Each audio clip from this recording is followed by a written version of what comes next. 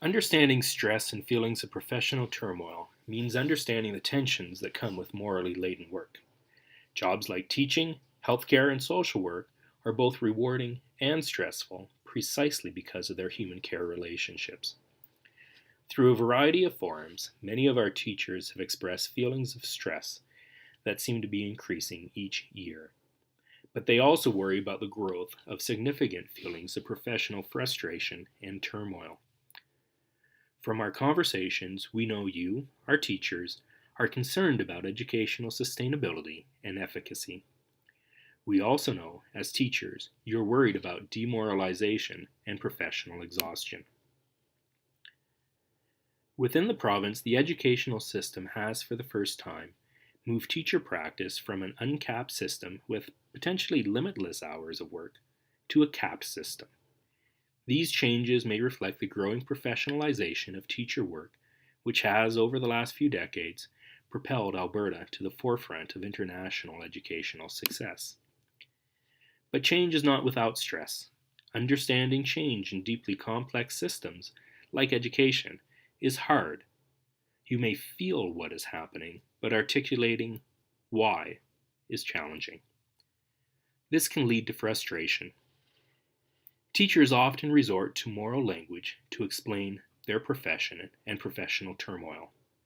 While this captures complexity, its simplicity can be taken as a cover, or even as an excuse. We want to do more than this. The goal of this presentation is to give you, our teachers, some tools you can use to help understand why many of you are feeling professional turmoil and significant work-life tension. We understand that not all teachers are feeling this, but for so many, the trauma and fears are real enough that support is required. The delivery of instruction requires supporting actions, material preparation, lesson preparation, supporting bureaucratic procedures like attendance, grades, meetings.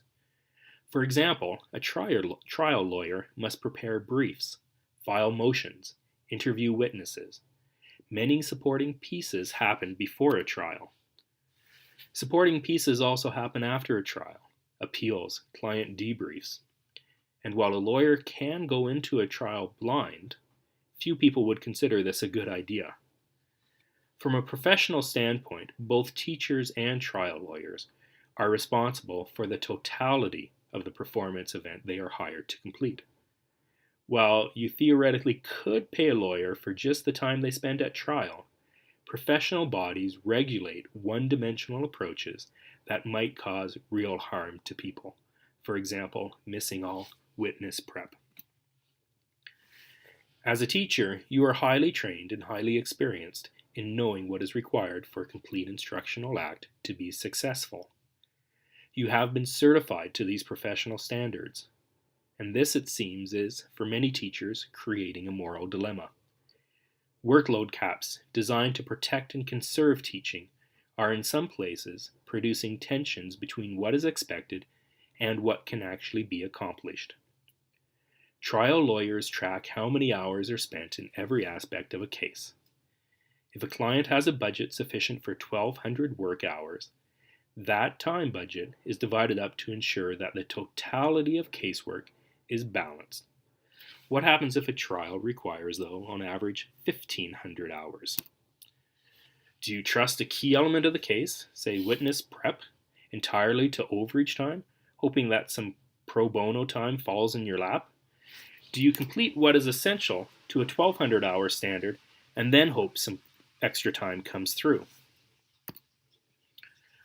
What do you do when loose systems change? This may be where some of your professional turmoil comes from. As a teacher under the new collective agreement, your maximum assignable workload has, for the first time, been predetermined. Up to 907 hours of instruction and total work time of up to 1,200 hours. Many of you have worked more than this for years, some years much more, some years perhaps only a little more. But as we have heard from teachers, this cap does not seem to be creating the stress and turmoil you are now feeling. You've happily worked for years without feeling debilitated. Teachers in many neighboring divisions do not seem to be experiencing your turmoil. We know. We have talked to them. What we suspect may be happening is that the prioritization of time does not reflect the totality of an instructional act done to a professional standard. Here is a visual to explain what is likely happening, why you are feeling increasing turmoil, and why many educational stakeholders may not yet understand the ethical dilemma this places you in. During the workday, teachers have traditionally had some time to complete work tasks directly related to instruction, preparing handouts, grading, and feedback, lesson planning, and resource improvement, the thing most everyone takes for granted as part of teachers. Education Alberta's Maltest survey of teacher work also shows that you prioritize school duties, paperwork, meetings, new initiative training. Educators also embody lifelong learning. It's what makes you tick. As teachers, we acknowledge the role mandated training plays. Economies of scale mean not everything can be immediately relevant to Jane next period. Potential tasks exceed time. A trial can occupy one lawyer or hundreds of lawyers. Average teachers cut things off somewhere up here. As with any professional, lawyers or teachers, you ensure essential things are prioritized. Items that may be interesting but not immediately relevant are not forgotten, but they are prioritized behind what is immediately necessary to ensure minimum standards of care. And remember, as a professional, you already meet or exceed the standards deemed necessary by your professional body. So what you tend to do is worry about your charges. What do your students need for success tomorrow? What does your client really need for their defense? Because time isn't infinite, you take care of the essentials first, gradually branching out to things that may be nice but aren't immediately essential, then into things which long-term sustainability requires but aren't time sensitive. As a professional, you deal with limiting factors. The public pays you for this insight. Your work isn't just about hours, it's about doing what matters and doing it well, and making sure things don't fall apart. And here is where the first ethical dilemma arises. A limiting factor approach to the totality of instruction accommodates varying student needs, accommodates changing school demands, and unpredictable levels of energy and life events. But we suspect many teachers feel this professional approach has been or is being eliminated in some areas of the province. Imagine if you were actively prevented from marking and planning and preparing resources during your assigned working hours. As a lawyer, what would you do if you could only file motions after work? You would very much feel like the arrangement of your time did not reflect the totality of the task you have been assigned. Because of the moral duty of your charge, this creates very real feelings of turmoil. It is an ethical dilemma.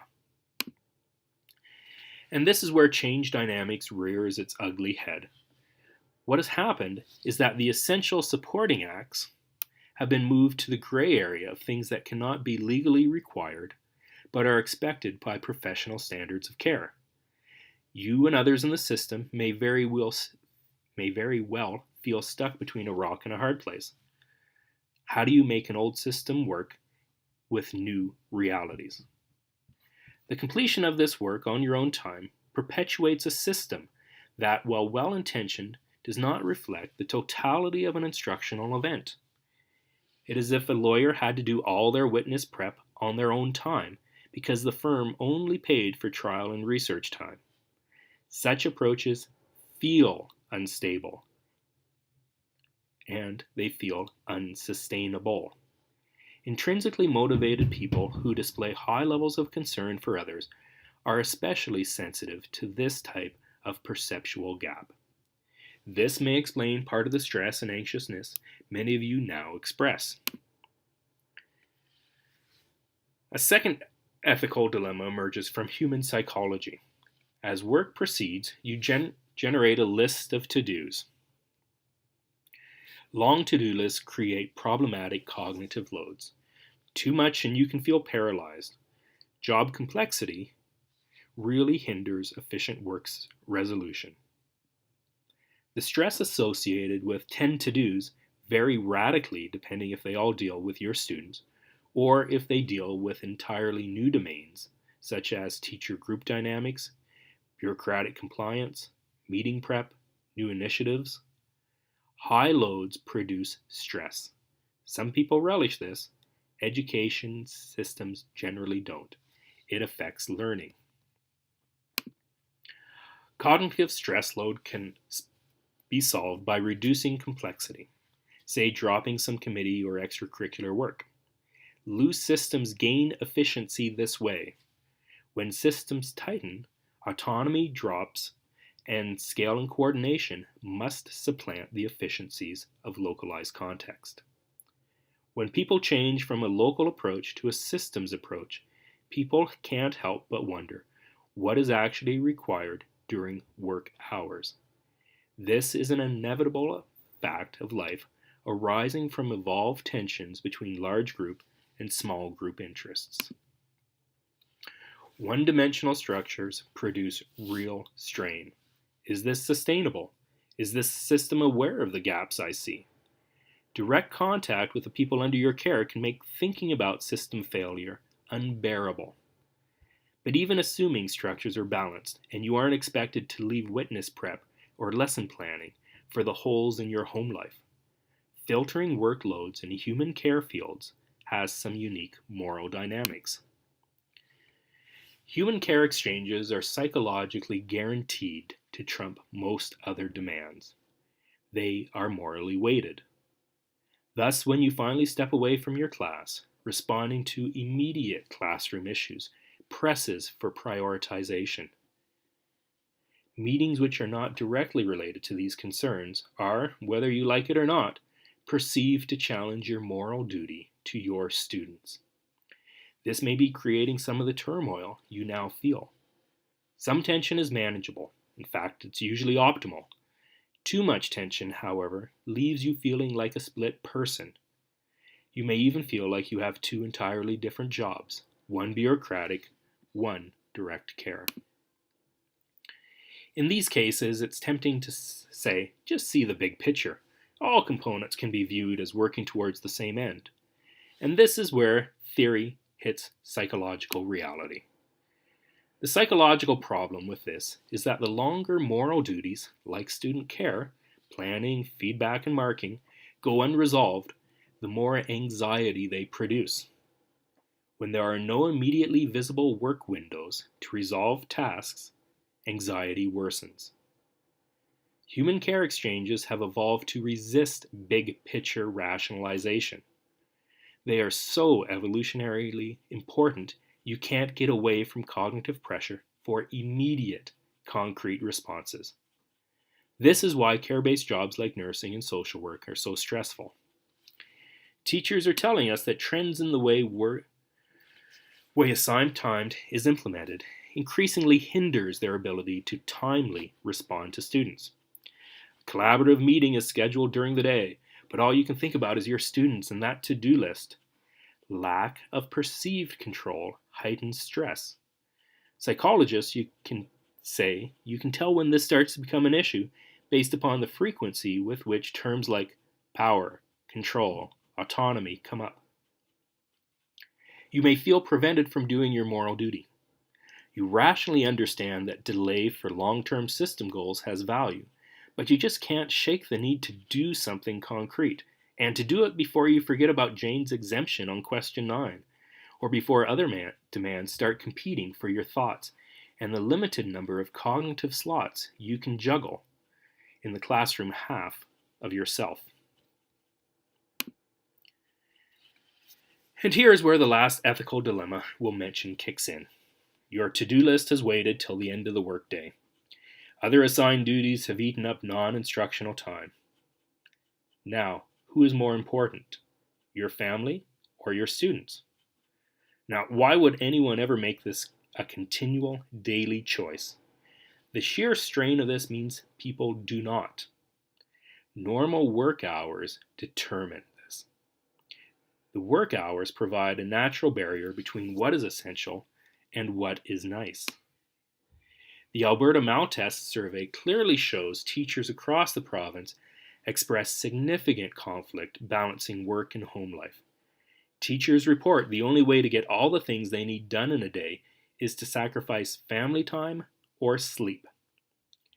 Lack of work hour clarity has been traditionally offset by teacher autonomy. However, professionals like lawyers bill for all work completed. The new central agreement now mirrors such professionalism. As clarity increases, it is reasonable to expect autonomy to change. This produces stress and may heighten perceptions of micromanagement. When assignable time reflects the totality of instructional requirements, work hour caps function. For example, the lawyer's 12-hour case has no essential components that have not been completed. When assigned time leaves out core work elements, unnecessary strain is placed on professionals. The question is not just whether to add enrichments, the question becomes whether to complete core work elements. This is a dangerous slope. Some of the fear we've heard expressed relates directly to this. What happens if I just give up and do exactly what can be asked? A complete reliance on non-assignable time for key instructional pieces creates moral turmoil. The issue is not just about doing more, it is about doing what is required to keep the educational process itself from collapsing. This creates real job strain. This creates family tension. And this is where some of you may be torn. Understanding the psychological components underpinning job stress and professional turmoil is important. Being able to articulate your anxieties is an essential step in controlling them. It provides a buffer against insensitive critiques, which may miss the moral dilemmas you face as an on-the-ground care worker and teacher. But sometimes all that is needed for resiliency is acknowledgement that someone understands what you are facing, not just from an empathetic perspective, but from a rational one as well.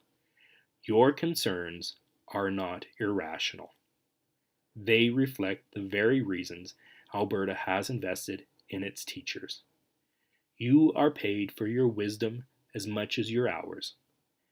We are glad to support you, and as members of your ATA local, look forward to supporting your actions to help all the students and families in your care.